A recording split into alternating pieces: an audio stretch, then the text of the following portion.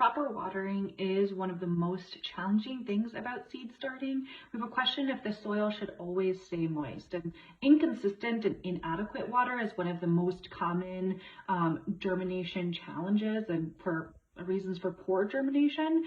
Watering frequently enough to keep the growing media consistently moist but not oversaturated is really important. The seeds need constant, consistent moisture, but overwatering can promote mold and rot. The clear dome lids that go on top of seed starting trays can really help with holding the moisture and the humidity to help those seeds germinate. As soon as things sprout, then you want to take that lid off because otherwise that'll really promote some kind of fungal things and mold. So taking that dome off as soon as things sprout, especially if you have things germinating at different rates, as soon as those first things come up, it really is best to take that off and get some airflow in there. But it does really help with holding the moisture in for that germination phase.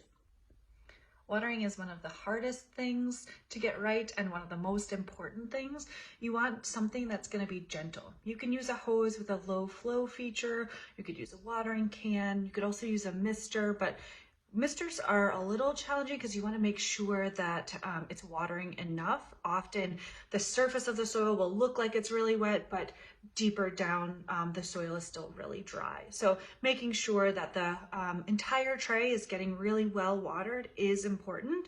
One way you can do that is by bottom watering, which means having a tray underneath your plug tray or pots where it doesn't have holes, and you can fill that with say ½ an inch of water and the plants can suck it up from the bottom. And that's a nice way to do it so that you are ensuring that the entire tray is getting well watered, but certainly watering from the top is okay as well. Just making sure you have something gentle so that the seeds don't just get spread all around. For our seed starting mix, we want to make sure that our soil is moist but not dripping wet. My test for making sure that the moisture level is good in our soil mix is when I grab it in my hand and squeeze. It will hold together nicely but not be dripping wet. If you have a really dry seed bed, then when you incorporate water, the water will just pool on top because it's too dry to incorporate right away. So it's going to be really wet and mucky on top. And then when you move the soil or the water just a little bit, it's bone dry soil under there still. So it's really important to get this all mixed in really nicely so that when you go to plant your seeds, they don't get washed away or drown in soil that's really wet on top and really dry underneath.